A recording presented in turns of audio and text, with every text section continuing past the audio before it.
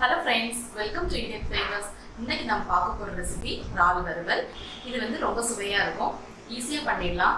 சூடான ரைஸ்க்கு கூட சாப்பிடுறதுக்கு ரொம்ப டேஸ்டா இருக்கும். சப்பாத்தி ரொட்டிக்கு கூடயும் சாப்பிடலாம். எப்படி பண்றதுன்னு பார்க்கலாம்.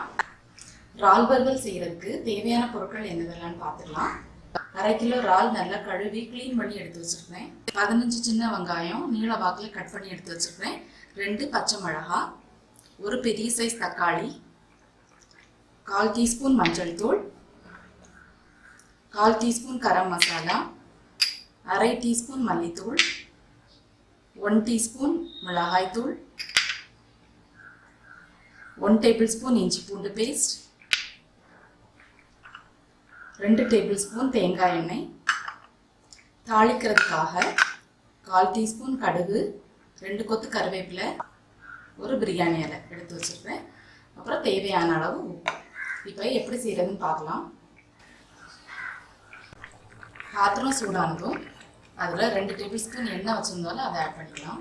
எண்ணெய் சூடானதும் அதில் 1/4 டீஸ்பூன் கடுகு வச்சுருந்தாலும் அதை ஆட் பண்ணிக்கலாம். கடுகு பொரிஞ்சிருச்சு. இப்போ வெங்காயம் பச்சை மிளகாய் வச்சுருந்தாலும்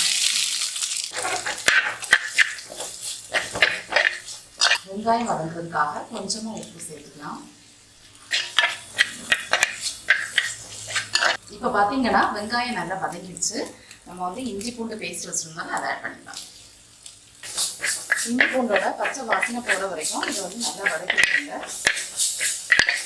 இஞ்சி பூண்டு பேஸ்டோட பச்சை வாசனை எல்லாமே நல்லாவே போயிடுச்சு. இந்த டைமில் தக்காளி ஆட் பண்ணிக்கலாம். தக்காளி ஆட் பண்ணிவிட்டு கொஞ்சம் க்ளோஸ் பண்ணி வச்சு வேக விட்டுருங்க. இப்போ ஒரு 3 மினிட்ஸ் ஆகுது. தக்காளி நல்லா வெந்திருக்கு, சாஃப்ட் ஆயிடுச்சு. பவுடர்ஸ் எல்லாம் ஆட் பண்ணிக்கலாம். மஞ்சள் தூள், கரம் மசாலா, மல்லித்தூள், அப்புறம் மிளகாய் தூள் ஆட் பண்ணி நல்லா மிக்ஸ் பண்ணி விட்டுருங்க. அடி பிடிக்காமல் பார்த்துக்கோங்க. ஸ்டவ் வந்து சிம்மில் வச்சுக்கோங்க. பவுடர்ஸ் எல்லாம் ஆட் பண்ணோன்னே நல்லா வாசனையாக இருக்குது. இப்போ பவுடர்ஸோட பச்சை வாசனை எல்லாமே போயிடுச்சு. இறாலை ஆட் பண்ணிக்கலாம்.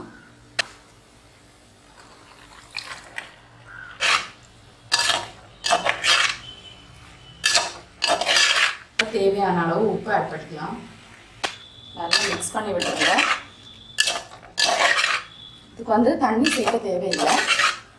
இறால்ல இருந்தும் கொஞ்சம் தண்ணி வெளியே வரும். அதனால நம்ம தண்ணி சேர்க்க வேண்டாம். இதை வந்து அப்படியே சிம்மில் போட்டு க்ளோஸ் பண்ணி வச்சு கொஞ்சம் நேரம் குக் பண்ணிடலாம். இப்போ பார்த்தீங்கன்னா ஒரு 5 மினிட்ஸ் ஆகுது. ஓப்பன் பண்ணி பார்க்கலாம். பாருங்கள், தண்ணி நிறைய வந்திருக்கு. நம்ம வந்து இந்த டிஷ்ஷுக்கு தண்ணியே சேர்க்கலை. இறால்லேருந்து தண்ணி நிறைய வெளியே வந்துருக்கு. இப்போ பார்த்தீங்கன்னா ஒரு 10 மினிட்ஸ் ஆகுது. இறால் நல்லா சுருண்டு வந்திருக்கு. ஆனால் தண்ணி நிறைய இருக்குது. தண்ணி வந்து கம்ப்ளீட்டாக வற்றணும். ஸோ நம்ம இன்னும் வேக வச்சுக்கலாம். இந்த டைமில் உப்பு காரம் செக் பண்ணிக்கோங்க. தேவைப்பட்டுச்சுன்னா ஆட் பண்ணிக்கோங்க. எனக்கு சரியாக இருக்குது.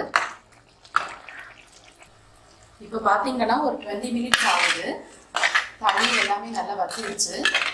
பாருங்கள், இறாலும் நல்லா சுருண்டுடுச்சு. இப்போ இதை இன்னும் கொஞ்சம் நேரம் அப்படியே ஃப்ரை பண்ணலாம். பார்க்கவே இவ்வளோ அழகாக இருக்குது பார்த்தீங்களா.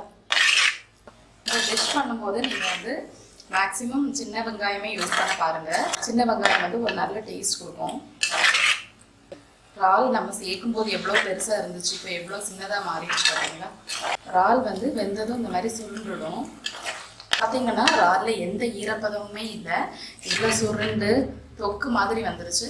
இந்த டைமில் நம்ம வந்து ஸ்டவ் ஆஃப் பண்ணிடலாம். நம்மளோட சுவையான இறால் ஃப்ரை சூப்பராக ரெடி ஆயிடுச்சு. கண்டிப்பாக நீங்களும் செஞ்சு பாருங்கள். செஞ்சு பார்த்துட்டு எப்படி இருந்துச்சுன்னு உங்களோட கமெண்ட் ஷேர் பண்ணுங்கள். இந்த வீடியோ உங்களுக்கு பிடிச்சிருந்தா லைக் பண்ணுங்கள். இந்த சேனலுக்கு மறக்காமல் சப்ஸ்கிரைப் பண்ணுங்கள். தேங்க்யூ.